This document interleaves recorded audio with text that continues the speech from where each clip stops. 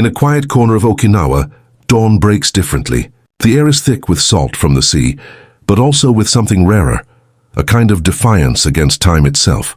A woman, 95 years old, bends easily to sweep her doorstep. Her spine straight, her motions graceful, her laughter echoing as if age never touched her. Half a world away, in a country drowning in medication ads and mobility scooters, another elder struggles just to rise from a recliner. Two images, two destinies, two cultures in collision. Here lies the opening scene of a battle that almost no one dares to name.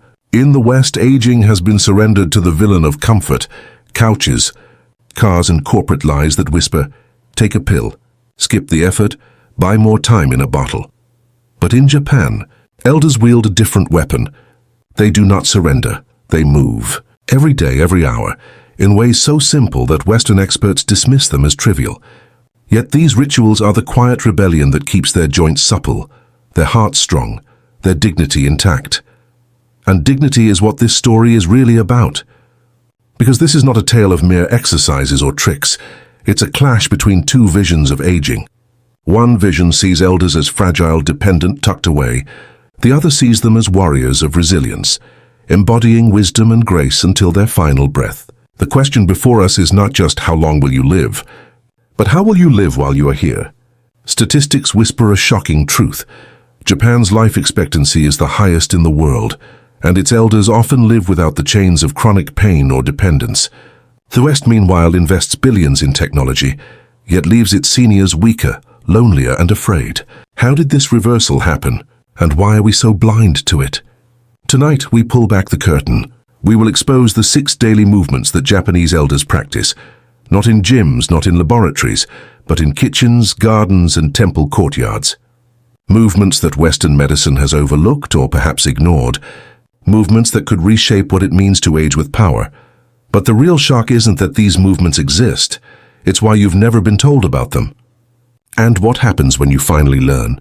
That's the part that left doctors speechless. And it begins now. If the opening scene revealed two worlds colliding, this is where the weight of that collision crashes down on us. Because it isn't just about one elder in Okinawa bending with grace and another in America struggling with a chair. It's about what those images mean for the rest of us, for our parents, for our communities, for ourselves as we edge closer to that line called over 50. Look around the Western landscape, endless clinics crowded with patients who shuffle more than they stride, pillboxes rattling like a soundtrack of resignation, entire generations told that decline is inevitable. Doctors prescribe medications for blood pressure, for cholesterol, for stiff joints. Corporations profit from walkers, scooters, ergonomic chairs, all of it dressed up as help, but quietly reinforcing dependence. The villain here isn't simply age, it's the culture of surrender, the belief that the body is destined to weaken beyond repair. Now cross back to Japan. On narrow streets lined with sakura blossoms, elders carry groceries, climb stairs, and kneel on tatami mats without hesitation. Their lives aren't built around prescriptions, but around participation. Daily rituals of movement aren't optional. They're woven into the fabric of community, into the rhythm of meals, into the flow of life itself. A grandmother doesn't ask, "Should I exercise today?" She simply rises from the floor dozens of times, squats to tend her garden, twists to hang laundry, walks to visit a neighbor. These are not workouts, they are lifelines. And here is where the stakes rise. This is not just a story about fitness. It is a story about dignity. Because what happens when a senior loses the ability to stand unaided, to turn their torso, to balance on their feet? They lose more than mobility. They lose independence. They lose the right to decide when to leave the house, when to cook, when to live without constant assistance. Aging, stripped of movement, becomes a slow theft of freedom. That is why these 6 Japanese movements matter. They are not relics of an exotic culture. They are the difference between dependence and autonomy, between isolation and participation. And they are within reach of every senior who dares to learn them. But here's the chilling twist. These movements are barely taught in Western wellness culture. Why? Because they don't sell memberships. They don't require expensive machines or miracle drugs. They are free, simple, accessible, and that makes them dangerous to an industry that thrives on your dependence. So the stage is set. So on one side, a culture that thrives on resilience, proving that aging can mean vibrancy. On the other, a system that convinces you to accept decline, offering comfort instead of strength. Which side will you choose? Which vision will shape the rest of your years? Because just when you think you've heard it all, the story sharpens. The villains of comfort and neglect aren't the whole truth. There is a deeper enemy lurking behind them, a mindset that has robbed millions of seniors before you. And if you want to understand why the West continues to age with fear, while Japan ages with grace, you must confront the darker backstory of this villain. The villain of this story does not wear a mask or carry a weapon. It hides in plain sight, disguised as comfort, convenience, and even progress. Its throne is the living room recliner, its accomplices are the glowing screens, and its soldiers are the small habits that slowly strip the body of strength. This villain is the sedentary lifestyle, and it has conquered more seniors in the West than any disease ever could. Think of how ordinary the trap looks. Hours spent sitting at a desk, evenings in front of the television, car rides replacing short walks. We were told this was modern living, the reward of progress. Yet slowly, the muscles that once held us tall weaken, the joints that once bent with ease stiffen, the balance that once carried us through crowded streets falters. Comfort whispers, "Relax, you've earned it." But behind that whisper lies betrayal. Because every day of surrender to stillness accelerates decline. The myths that sustain this villain are even more insidious. We are told exercise is for the young, as though vitality has an expiration date. We are told at your age it's normal to hurt, as if pain is destiny rather than a warning. We are told one pill a day will solve it, and billions flow into pharmaceutical empires while the true cure, movement, costs nothing at all. Each myth feeds the arrogance of a system that profits when you give up and accept dependence. And yet, it isn't just corporations or doctors who spread these myths. It's our culture itself. In the West, elders are too often portrayed as fragile, as burdens, as people to be managed rather than celebrated. Nursing homes become warehouses of stillness, where the most common sight is not laughter or movement, but television screens flickering in the dark. This is not aging. It is imprisonment disguised as care. Meanwhile, the villain mocks us with statistics. Rates of obesity and chronic illness soar. Mobility loss, falls and hip fractures steal independence from millions each year. And the tragedy is not just physical, it is emotional. Seniors who once commanded families and communities are made to feel invisible, silenced, irrelevant. A culture that kneels before the god of comfort creates elders stripped of their power, taught to believe decline is inevitable. But what makes this villain so dangerous is its quietness. It does not attack with a single blow. It conquers inch by inch. One skipped walk becomes a habit. One stiff joint becomes an excuse. One afternoon of rest becomes years of immobility, until one day, the elder who once carried grandchildren on their shoulders now needs help just to stand. The tragedy is not sudden. It is the slow erosion of dignity. And yet here is where the story pivots. Because in another corner of the world, a different truth thrives. In Japan, elders kneel on mats, rise with ease, squat to tend their gardens, walk miles to market. Their culture does not whisper surrender, it commands resilience. Their movements are not luxuries, they are survival. And the 6 daily practices that anchor their lives reveal a path that the West has forgotten. But before we unveil these practices, we must understand the hero who carries them, who embodies their power. Because heroes are not born from comfort, they are forged in resistance. And in this story, the hero is not a myth, not a legend, but living men and women whose lives defy the villain's lies. The world needs to see them. The world needs to understand them. And once you do, you will never again see aging in the same way. Because the next chapter belongs not to the villain, but to the hero who rises. Heroes don't always appear in shining armor. Sometimes they wear faded kimonos, carry baskets of vegetables from their gardens, or walk slowly yet surely along a narrow village path. The hero of this story is not one person, but a way of living embodied by Japan's elders, men and women who, against every expectation of age, rise each morning with resilience that stuns the world. Picture an 87-year-old farmer, still tilling his small plot at sunrise, his back bent not by weakness but by the soil he has turned for decades.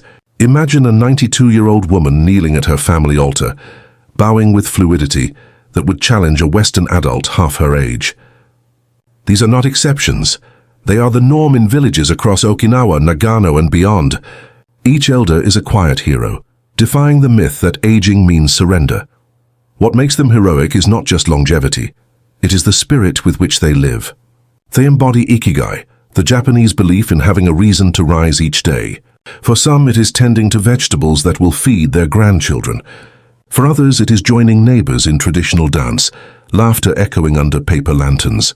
Their lives are woven with purpose, and that purpose fuels movement. They move not because a doctor orders it, but because life demands it, and they embrace the demand with dignity. But here lies their secret weapon. 6 daily movements so natural, so ingrained that they do not call them exercises at all. Squatting, kneeling, twisting, walking, these are not fitness routines but rituals of life itself. Each motion is a thread in the fabric of resilience, keeping bodies supple, blood flowing, spirits unbroken. And because these movements are practiced not for weeks or months but for decades, they forge bodies that resist decline and minds that remain sharp. Contrast this with the Western elder, often isolated in homes designed for stillness, chairs too soft, beds too high, conveniences that rob muscles of their duty. The heroism of Japanese elders is not that they are stronger by chance. It is that their entire culture conspires to keep them engaged, demanded, alive. Even the architecture of their homes, low tables, floor seating, steep staircases, challenges them to rise, bend, balance. Every day becomes training for life. Science has tried to catch up with what these elders already know. Researchers study their diets, their genetics, their environments, but again and again one truth emerges. Consistent, low-intensity, lifelong movement preserves not only the body, but the soul. Western science frames it in charts and data, but Japanese elders don't need studies to prove what they feel each morning as they stand, stretch and greet the day. And yet their heroism is not just physical, it is communal. Japanese elders rarely live alone, rarely vanish into isolation. They remain central figures in family life, respected voices in community rituals. Movement here is tied to belonging, and belonging strengthens the will to move. Her hero does not stand apart, they stand with others, and that togetherness fuels resilience. But what makes their story truly cinematic is the quiet defiance it represents. Against a world that says, "You are too old," they answer, "Watch me rise." Against a system that profits from dependence, they offer independence. Against a myth that aging is decline, they reveal that aging can be ascension, into wisdom, grace, and strength that inspires all who witness it. Still, a question lingers in the air. What exactly are these movements? What is it that keeps a 95-year-old woman kneeling on the floor while her Western counterpart reaches for a cane? What is the sequence of rituals that transforms ordinary bodies into symbols of resilience? The whispers of these secrets have traveled from village to village, across oceans into headlines, but never fully revealed in one place, until now. Because this is not simply the story of who they are, it is the story of what they do. And the moment of revelation is here. The 6 movements that stand as the hero's shield against decline are about to step into the light. But the way they are unveiled will not just shock the audience, it will challenge everything they thought they knew about aging. The stage is set. The villain waits in denial and the hero is ready to show their true arsenal. The stage is no longer quiet. The whispers of longevity from Japan have begun to cross oceans, stirring curiosity, but also resistance. Western experts, armed with degrees, jargon, and a lifetime of seeing aging as a disease, step forward to challenge what they call folklore. Their message is clear: real health must come from science, machines, and programs. They insist that if seniors want strength, they must sign up, pay up, and push their bodies through routines designed in sterile labs, not in humble kitchens. At first, their confidence seems unshakable. Aging bodies can't handle floor sitting, one doctor declares. Mobility loss is inevitable, another insists, backed by charts and grim forecasts. Their tone carries not just skepticism, but arrogance, an assumption that the West's approach is the only serious one. And for a moment, the narrative of decline feels inevitable. After all, who can argue with white coats and medical journals? But then the Japanese elders answer, not with words, but with actions. A woman of 90 kneels gracefully, rising from tatami to standing position without the aid of a hand. A man of 85 bends into a deep squat, holding it with ease while speaking softly to his grandson. Their calm presence becomes louder than any clinical lecture. Each simple movement is a rebuttal, a quiet dismantling of every myth that claims seniors must accept weakness. The room grows tense. The Western experts grow defensive, raising their voices, leaning on studies, insisting these examples are genetic outliers. But the images are undeniable. One by one, stories flood in. Elders climbing hills to shrines, tending rice paddies, dancing in festivals until midnight. This is not anomaly. This is culture. The debate sharpens.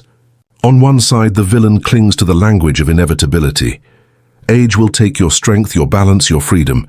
Accept it. On the other, the hero radiates quiet defiance. No, move with us, and you will keep what matters most. And here, the tension explodes. Because the audience watching from their screens feels the weight of choice pressing on their chests. They see their own parents, their own futures, balanced on the edge of these arguments. One path leads to wheelchairs and quiet surrender. The other leads to resilience, laughter, and the possibility of standing tall at 90. Which path will they believe? But the climax of this debate is not in the arguments, it is in the reveal. For generations, the 6 daily movements of Japanese elders have remained hidden in plain sight, dismissed as quirks of culture. Tonight they will be named one by one, and the so-called experts will have no answer. The moment is near. The air tightens with anticipation. The hero is about to lay their cards on the table. And when those 6 movements are unveiled, not just the debate, but the very definition of aging itself will be rewritten. The room is silent. The villain has spoken, charts, predictions, and warnings of inevitable decline. But silence is not surrender. It is the pause before thunder. The hero, embodied in the spirit of Japan's elders, steps forward not with rhetoric but with living proof. And with a calm that cuts sharper than any scalpel, the mic drop moment arrives. The 6 daily movements that form the invisible shield of longevity. The first movement is the deep squat, or mokodachi. In the West, squatting is a lost art reduced to a gym exercise with weights and mirrors. In Japan, it is daily life, sitting low at meals, gardening close to the soil, reaching for tools or baskets. This simple act stretches hips, strengthens thighs, and keeps digestion flowing. Doctors may warn against strain, but Japanese elders smile as they hold the posture for minutes, proving flexibility and circulation thrive when we honor this primal position. A 90-year-old bending lower than her Western counterpart of 50 is not coincidence. It is ritual turned resilience. The second movement is Caesar rising, floor to stand again and again. In homes where chairs are rare, elders kneel for meals, then rise to their feet dozens of times each day. This motion, gentle yet demanding, preserves leg strength, balance, and core stability. In the West, seniors lose the ability to rise without assistance, and with that they lose independence. But in Japan, the daily act of standing tall from the floor is more than exercise. It is a declaration: I can still live on my own terms.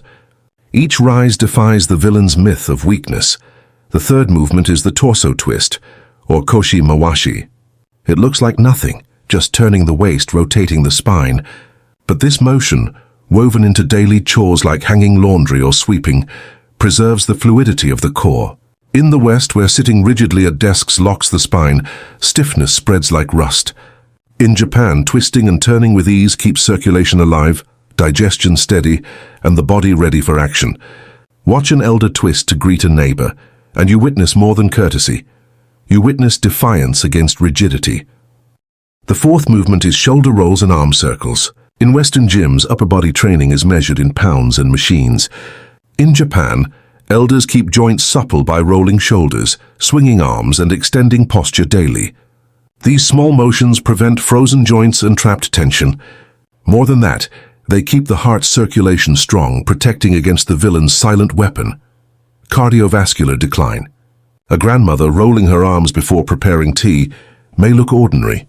In truth, it is a safeguard against stillness, a rhythm that ensures her heart beats steady into her 90s. The fifth movement is the heel raise, or ashibumi. Rising gently onto the balls of the feet, lowering back down over and over. It is deceptively simple, but it is armor against the most feared fate of seniors, the fall. In Western nursing homes, falls steal independence and spark decline. But in Japan, elders who practice heel raises maintain balance, strengthen calves, and pump circulation upward. It is a tiny motion with monumental consequence, the power to stay upright when others collapse. And in that upright stance lives freedom. The sixth movement is walking with purpose, sanpo. Not a treadmill sprint, not a timed fitness march, but walking woven into daily life. To markets, to shrines, to friends' homes. Walking that connects body and spirit, mobility and belonging. In the West, walking is replaced by cars and screens. In Japan, it is an anchor of life itself. The elder who walks each day does not just preserve endurance. They preserve connection, laughter, the joy of belonging to a community. Each step pushes back against isolation, proving that aging with dignity requires not just muscles but meaning. One by one, these movements fall into place like keys unlocking a secret vault. Each is humble, ordinary, easily dismissed by those who profit from complexity. And yet together, they form the most powerful counterattack against the villain of decline. They require no machines, no prescriptions, no elite trainers. They require only one thing, the will to keep moving. The Western experts shift uncomfortably. Their charts cannot argue with the sight of a centenarian, squatting low to tie her sandals, or rising from the floor without effort. Their warnings of fragility collapse under the weight of living proof. What was once called myth now stands revealed as method. What was dismissed as culture is exposed as cure. The mic drop lands not with a shout, but with the calm clarity of truth. Movement is medicine, and aging with strength is a choice. And as the room absorbs this revelation, the world outside begins to stir, because once these 6 movements are named, they cannot be hidden again. Elders in other lands begin to ask, why weren't we told? Children look at their parents and wonder, could they rise again as the Japanese do? The debate has shifted. The villain is rattled. And the shockwaves are only beginning, because the aftermath of this revelation will not stay confined to one room or one culture. It is about to ripple across the globe. And when it does, even the most powerful industries will tremble. The revelation does not stay trapped in the room. Within hours it escapes, through whispers, through posts, through the irresistible hunger of a world desperate for hope. What began as 6 simple movements, demonstrated with quiet dignity, now thunders across nations. On social media, the first tremors appear as clips. A 92-year-old woman in Kyoto rising from Caesar as gracefully as a dancer. A centenarian gardener squatting low to pull weeds. A grandfather in Okinawa smiling as he walks home from the market with perfect posture. Captions fly. This is the real fountain of youth. They've been hiding the truth from us.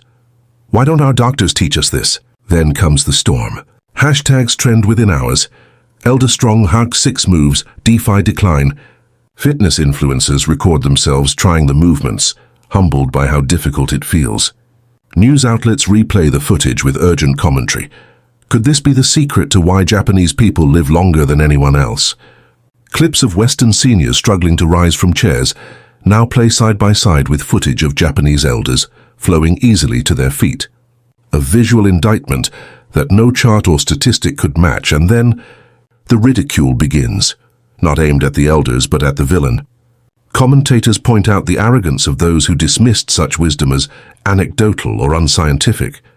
Memes spread, a cartoon doctor clutching a pill bottle while an elder effortlessly squats. Who looks healthier now? The captions ask. Satire becomes weaponry, and the villain finds their authority eroding in real time. But not all is mockery. For millions of viewers, the revelation is deeply personal. Immigrant families see their grandparents' ways suddenly validated on a global stage. A Filipino elder's morning stretches, a Mexican abuela's kitchen chores, a Somali grandfather's daily walk. Suddenly, these are no longer old-fashioned habits, but acts of resilience. Pride surges in homes where cultural wisdom had long been dismissed by the Western lens. Children film their parents moving, celebrating traditions they once overlooked. Across continents, identity is reclaimed through motion. The ripple widens. Health organizations scramble to respond. Politicians speak cautiously, sensing the wave of public outrage against an industry that profits from decline. Meanwhile, community centers across the world adapt. Senior groups begin incorporating floor-to-stand training. Tai Chi classes triple in attendance, and videos of elders practicing the 6 movements flood platforms like TikTok and Instagram. What was once cultural heritage has become global resistance. And in living rooms, something even more powerful occurs. Elders themselves begin to rise. A 75-year-old in Chicago, shamed by years of being told her body is fragile, watches the footage and decides to try a squat. Slowly, painfully, she lowers herself, her children watching in astonishment. She doesn't get far, but she gets further than yesterday. And in that moment, the villain's shadow weakens, replaced by a spark of dignity. Multiply that spark by millions, and you have a revolution not measured in elections or protests, but in bodies refusing to bow to decline. Still, the villain does not go quietly. Experts appear on television, attempting damage control. These movements are not a replacement for medical care. Not everyone can do them safely, but their words ring hollow, drowned out by living proof. Because for every cautious warning, there is an elder who rises, twists, rolls their shoulders, or simply walks with new determination. And each act is louder than any broadcast. The shockwaves become cultural. Late-night hosts joke about doing Japanese elder squats on air. School children mimic the 6 movements in PE classes, laughing but learning. Fitness apps rebrand their senior sections to include longevity routines, scrambling to catch the wave. Celebrities post videos of themselves practicing, praising the humility and power of the elders' wisdom. And yet, beneath the humor and hype lies something more profound. A quiet reverence begins to grow. People watch the footage not just for instruction, but for inspiration. They see wrinkles lined with strength, silver hair glowing with vitality, eyes that carry both age and defiance. They see elders not as fragile burdens, but as living testaments to what humans can be. The aftermath is not just viral, it is revolutionary. A cultural reordering begins, where aging is no longer framed as decline but as mastery. And in this new framing, dignity stands tall while arrogance crumbles. The villain may still hold microphones and titles, but the people now hold truth in their own bodies. And yet, even in the wave of validation, one question lingers like a drumbeat in the background. If such wisdom was hidden from us for so long, what else has been kept from view? That question, whispered in homes and classrooms, ensures that the debate is not over. It has only begun. And its next chapter will shake not just health advice, but the very values by which we measure life itself. The dust begins to settle. The noise of hashtags, debates, and counter-arguments slowly fades, leaving behind something deeper, something more enduring. In this silence, the truth shines through. The 6 daily movements are not just exercises. They are metaphors, living lessons carved into muscle and bone, teaching us what it means to endure, to adapt, to rise. At its core, this revelation forces a reckoning. For too long, the villain, those who profit from fear of aging, framed growing older as a slow surrender. They told us strength was temporary, that dignity was negotiable, that independence was a privilege reserved for the few. But the Japanese elders shattered that illusion. They revealed that aging, when embraced with movement and purpose, is not the closing of a chapter, but the sharpening of spirit. The hero is not youth. The hero is continuity. And in this moment we realize the moral: dignity is not given. It is cultivated. Just as the deep squat keeps the hips open, dignity requires us to stay grounded. Just as rising from the floor demands resilience, dignity asks us to rise again and again, no matter how many times we are brought low. Just as walking connects elders to community, dignity flourishes only when it is shared, never hoarded. The story is not about Japan alone. It is about all of us. Immigrant families who carry traditions in their kitchens and courtyards, communities whose wisdom has been mocked, cultures that knew the body could heal itself if only given the chance. The lesson is universal. Do not let arrogance erase heritage. Do not let fear erase strength. And yet this is more than nostalgia. It is a challenge. Each viewer, whether 50 or 15, is now faced with a choice: accept decline as destiny or reclaim motion as birthright. The 6 movements are simple, but in their simplicity lies a radical truth. Every step, every twist, every rise is a declaration that aging does not mean surrender. The villain wants us dependent, on pills, on machines, on permission. But the hero shows us we already hold the medicine. It is in our hips, our spines, our shoulders, our steps. It is in the rituals our grandparents practiced without fanfare, the habits carried quietly through centuries. The true crime was not that these movements existed. It was that they were hidden, dismissed, or forgotten. And so the resolution is clear. We must move, not just to stay alive, but to stay human. To honor those who came before us, who carried water, knelt on floors, walked long distances, and in doing so preserved their independence. To show those who come after us that the body is not a prison, but a vessel capable of resilience far beyond what industries dare admit. As the camera pans back, we no longer see a debate stage or a clash of experts. We see something more timeless: elders rising, children imitating, communities reclaiming strength together. The villain fades, as all villains do when truth refuses to bow. What remains is the quiet, steady rhythm of movement. The squat, the rise, the twist, the roll, the lift, the walk. And in that rhythm lies the final lesson. Aging with dignity is not a miracle.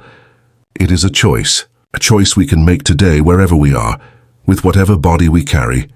A choice that honors our ancestors, inspires our descendants, and silences those who profit from our fear.